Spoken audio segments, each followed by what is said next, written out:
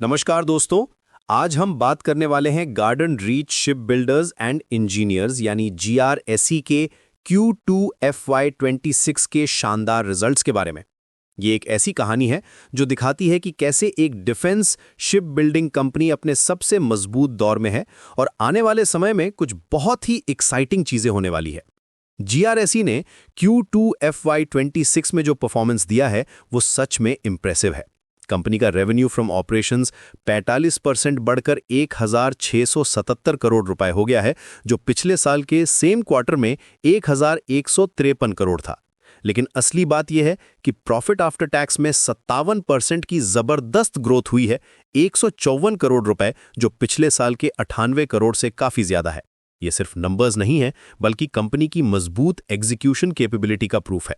अब बात करते हैं ऑर्डर बुक की, जो कि किसी भी शिप बिल्डिंग कंपनी के लिए सबसे इंपॉर्टेंट मेट्रिक होता है। सितंबर 30, 2025 तक GRSE का ऑर्डर बुक 20,205.55 करोड़ रुपए था। इसमें 10 शिप बिल्डिंग प्रोजेक्ट्स हैं, जिनमें 43 प्लेटफॉर्म्स शामिल हैं। यह सिर्फ एक नंबर नहीं है, बल्कि कंपनी के अगले कई सालों की रेवेन्यू विजिबिलिटी को गारंटी करता है। कंपनी के ऑनगोइंग प्रोजेक्ट्स की बात करें तो P-17 अल्फा फ्रिगेट्स प्रोजेक्ट में पहला शिप ऑलरेडी डिलीवर हो चुका है, और वो भी स्केड्यूल से पहले।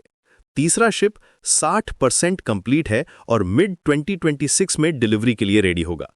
सर्वे वेसल लार्ज प्रोजेक्ट में चौथा शिप 85% कंप्लीट है और फरवरी 2026 में डिलीवरी प्लान्ड है।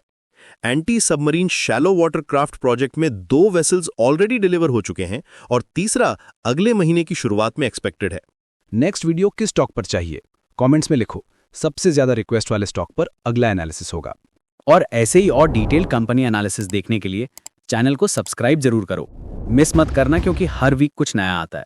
लेकिन सबसे बड़ी खुशखबरी यह है कि GRSE को नेक्स्ट जनरेशन कॉर्वेट यानी NGC प्रोजेक्ट के लिए L1 बिडर बनाया गया है। यह प्रोजेक्ट लगभग 30,000 करोड़ रुपए का है और अगले 3 से 4 महीनों में कॉन्ट्रैक्ट साइनिंग एक्सपेक्टेड है। मैनेजमेंट का कहना है कि FY26 के एंड तक कंपनी का ऑर्डर बुक 50,000 करोड़ रुपए से ज्यादा हो जाएगा, जो कंपनी के हिस्ट्री में सबसे हाईएस्ट होगा। फ्यूचर अपॉर्चुनिटीज की बात करें तो 3 इमीडिएट RFP प्रोजेक्ट्स हैं, जिनकी वैल्यू लगभग 8,700 करोड़ रुपए है।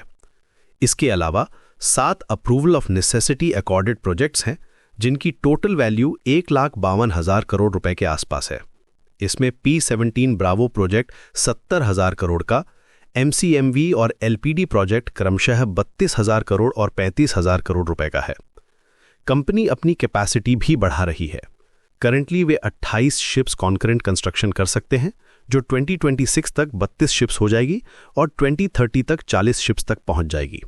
इसके लिए वेस्ट बंगाल में ब्राउनफील्ड एक्सपेंशन और वेस्ट कोस्ट पर ग्रीनफील्ड शिपयार्ड की प्लानिंग चल रही है। एक इंटरेस्टिंग बात यह है कि GRSE अब सिर्फ डिफेंस पर डिपेंडेंट नहीं है। उनके ऑर्डर बुक का 17% अब नॉन डिफेंस प्लेटफॉर्म से आ रहा है, जिसमें कमर्शियल और एक्सपोर्ट प्रोजेक्ट शामिल हैं। कंपनी वेपन सिस्टम्स में भी एक्सपैंड कर रही है, specifically 30 mm naval surface gun में, जिसकी सिग्निफिकेंट पोटेंशियल ऑर्डर्स हैं। आपके हिसाब से नेक्स्ट क्वार्टर में ये स्टॉक आउट परफॉर्म करेगा क्या? मैनेजमेंट की कॉन्फिडेंस लेवल देखिए। चेयरमैन और MD/CMD EPR हरी का कहना है कि वे 25 से 30% year on year revenue growth maintain कर सकते हैं। उनका यह भी कहना है कि हाई वैल्यू प्रोजेक्ट्स जैसे NGC से अच्छे मार्जिन्स मिलेंगे और कन्वेंशनल शिप बिल्डिंग में पैट मार्जिन 7.5% के आसपास रहेगा।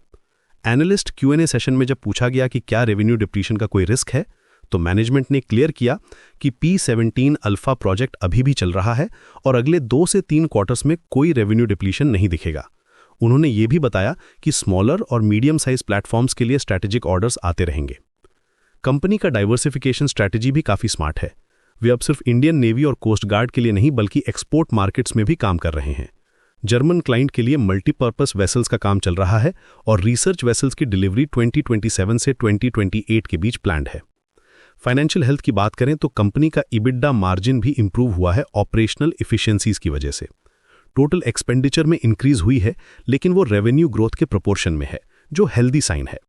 मैनेजमेंट का टोन पूरी तरह से कॉन्फिडेंट और ऑप्टिमिस्टिक है। जब एक इन्वेस्टर ने पूछा कि क्या best is yet to come, तो CMD EPR हरी ने क्लियर कहा, हाँ, the best is yet to come. ये कॉन्फिडेंस इसलिए है क्योंकि कंपनी के पास स्ट्रॉन्ग ऑर्डर बुक है, क्लियर विजिबिलिटी है फ्यूचर ऑर्डर्स की और कैपेसिटी एक्सपेंशन प्लान्स भी कॉन्क्रीट है। तो दोस्तों, जीआरएससी की कहानी ये है कि एक ट्रेडिशनल डिफेंस शिप बिल्डर कैसे मॉडर्न टाइम्स में अडेप्ट करके न सिर्फ अपनी कोर बिजनेस में एक्सेल कर रहा है बल्कि नए एरियाज में भी एक्सपैंड कर रहा है। 50,000 करोड़ रुपए का ऑर्डर बुक टारगेट, 30,000 करोड़ का एनएनजीसी प्रोजेक्ट और 1,52,000 करोड़ के फ्यूचर अपॉर्चुनिटीज के साथ जीआरएससी का फ्यूचर बहुत ही ब्राइट लग रहा है। एक लाइन में कहें तो जीआरएससी अपने स्ट्रॉन्गेस्ट फेज में है, ग्रोथ मोमेंटम सस्टेनेबल है और जैसा कि मैनेजमेंट कहती है, the best is yet to come. ये एक ऐसी कंपनी है जो इंडिया के डिफेंस मैन्युफैक्चरिंग सेक्टर में लीडरशिप पोजीशन बना रही है और इन्वेस्टर्स के लिए लॉन्ग टर्म वैल्यू क्रिएशन की स्ट्रॉन्ग पोटेंशियल रखती है। तो चलो, अब आपकी बारी है। कमेंट्स में अपना व्यू लिखो, लाइक करो, शेयर करो और सब्सक्राइब करना मत भूलना। नेक्स्ट एपिसोड में मिलते हैं, तब तक के लिए हैप्पी इन्वेस्टिंग।